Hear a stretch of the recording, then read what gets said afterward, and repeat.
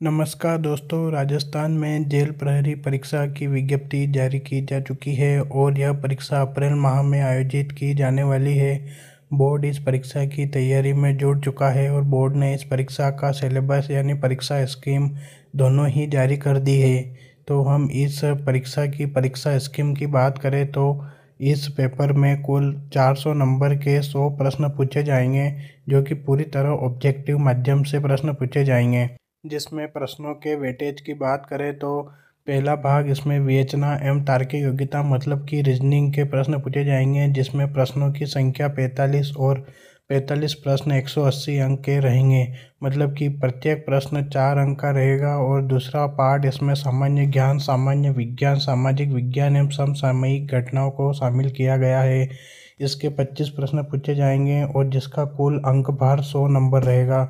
और इसका तीसरा भाग राजस्थान का इतिहास, संस्कृति, कला, भूगोल इत्यादि आदि रहेंगे, जिसके 30 प्रश्न पूछे जाएंगे और उसका अंक भार 120 नंबर रहेगा। इस तरह कुल 100 प्रश्न 400 नंबर के पूछे जाएंगे और पूरा पेपर लगभग 2 घंटों का रहेगा। इसके अलावा इसके पेपर में माइनस मार्किंग या नेगेटिव मार्किंग भी की जाएगी, जो कि प्रत्येक गलत प्रश्न पर 1 नंबर काटा जाएगा, यानी कि 1/3 नेगेटिव मार्किंग रहेगी। और इस पेपर की मिनिमम क्वालिफाइंग मार्क्स लगभग 36% रहेंगे। 36% से कम अंक लाने वाले जो भी छात्र छात्राएं जो भी रहेंगे उनको इस भर्ती प्रक्रिया में आगे की प्रक्रिया में शामिल नहीं किया जाएगा। और जो भी कट ऑफ रहेगी वो तो कट ऑफ के अनुसार ही रिजल्ट बनेगा। Any question query related to सब syllabus up to 10th class can be asked, मतलब कि आपकी 10वीं बोर्ड स्तर तक का पेपर रहेगा। इसके पाठ्यक्रम या सिलेबस की बात करें तो इसमें पहला पार्ट विवेचना एवं तार्किक योग्यता का रहेगा।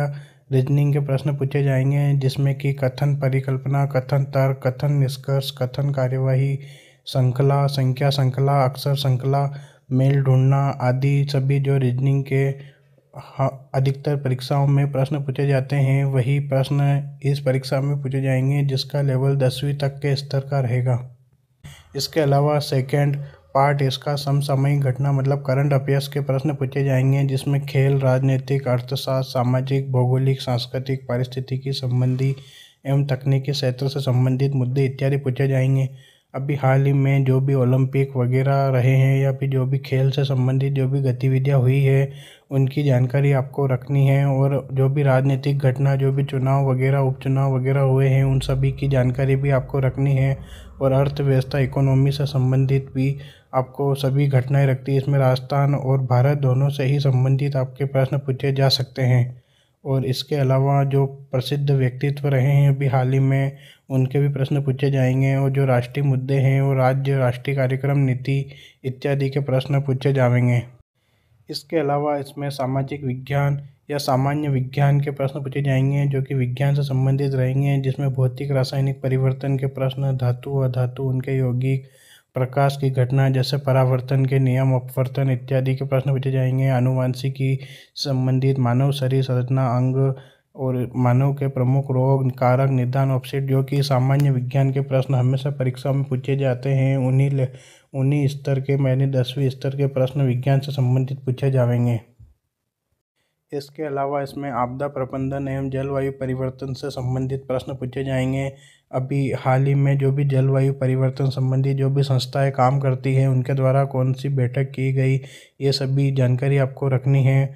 और आपदा प्रबंधन कैसे किया जाता है और प्राकृतिक और मानव निर्मित आपदाएं क्या होती है। आपदा प्रबंधन और जलवायु परिवर्तन के लिए काम करने वाली राष्ट्रीय और अंतर्राष्ट्रीय एजेंसियों की भूमिका और उनकी कार्यात्मक रूपरेखा के बारे में आपको पढ़ना है। इसके अलावा आपदा प्रबंधन, जलवायु परिवर्तन के लिए राष्ट्रीय नीति क्या बनाई गई है और क्या योजना बनाई गई है। और जो भी पर्यावरण से संबंधित जो भी घटनाएं होती है, वनों की कटाई, प्रदूषण, संसाधनों का अतिदोहन, पारिस्थितिकी तंत्र पर प्रभाव और जैव विविधता संरक्षण और पर्यावरण संरक्षण इत्यादि संबंधित प्रश्न इसमें पूछे जाएंगे। इसके अलावा इसमें संविधान या पॉलिटी संबंधित प्रश्न पूछे जाएंगे, जिसमें भारत और राज्य के संदर्भ में प्रश्न पूछे जाएंगे। पहला पर्सन जैसे संविधान का परिचय, उनके आधारभूत लक्षण, सूचना का अधिकार अधिनियम इत्यादि। और राज्य से संबंधित राज्यपाल, मुख्यमंत्री, मंत्रिमंडल, विधानसभा और न्यायपालिका से संबंधित प्रश्न पूछे जाएंगे। राज्य का प्रशासनिक ढांचा, मुख्य सचिव, जिला प्रशासन इत्यादि के बारे में आपको सामान्य प्रश्न पूछे जाएंगे। इसके अलावा आपको राजस्थान का इतिहास, कला, संस्कृति के प्रश्न पूछे जाएंगे और ये प्रश्न अधिकतर ही जो कि हल्के लेवल के ही रहेंगे। इसमें ऐतिहासिक घटनाएं, स्वतंत्रता आंदोलन, एकीकरण, महत्वपूर्ण व्यक्तित्व, भाषा, बोलियां, लोक देवता, लोकगीत, वेशभूषा, लोक कलाएं, लोकगीत, नृत्य, रंगमंच, पर्यटन स्थल, जो भी राजस्थान का इतिहास और कला संस्कृति के जो हमेशा ही बोर्ड द्वारा प्रश्न पूछे जाते हैं वैसे ही प्रश्न पूछे जाएंगे। उसके अलावा राजस्थान भूगोल से संबंधित प्रश्न पूछे जाएंगे, जिसमें राजस्थान की स्थिति, विस्तार, नदियाँ, अफवाह तंत्र, झीलें, सिंचाई परियोजना, जनसंख्या, आकार, घनत्व, लिंगानुपात, साक्षरता, 2011 की जनगणना से संबंधित प्रश्न पूछे जाएंगे। इसके अलावा इसमें राजस्थान इकोनॉमिक्स या अर्थशास्त्र से संबंधित प्रश्न पूछे जाएंगे, जिसमें ग्रामीण विकास, राज्य के विकास में उद्योग, कृषि, पशुपालन एवं खनिज क्षेत्रों में भूमिका, राज्य की अर्थव्यवस्था, विशेषता और जल, राज्य की आय, बजट की अवधारणा, राज्य की अर्थव्यवस्था के समक्ष चुनौतियाँ। जो भी अर्थशास्त्र या इकोनॉमिक्स से संबंधित आपको एक बुक लानी है और उससे ही इसका अध्ययन करना है। उसके अलावा इसमें जो वो 5 विकल्प रहेंगे ABCDE, और जिसमें से आपको सही ABCD का चयन करना है और जिसका उत्तर आपको नहीं मालूम हो और आपको नेगेटिव मार्किंग से बचना हो तो आपको लास्ट वाला ऑप्शन E अंकित करना होता है। और बोर्ड द्वारा यह भी कहा जा रहा है कि जो 10% से अधिक गोले खाली छोड़ेगा तो उनकी कॉपी नहीं चेक की जाएगी और उनको परीक्षा से बाहर भी कर दिया जाएगा और अंतिम गोला E गोला भरने के लिए आपको 10 मिनट अतिरिक्त समय भी दिया जाएगा।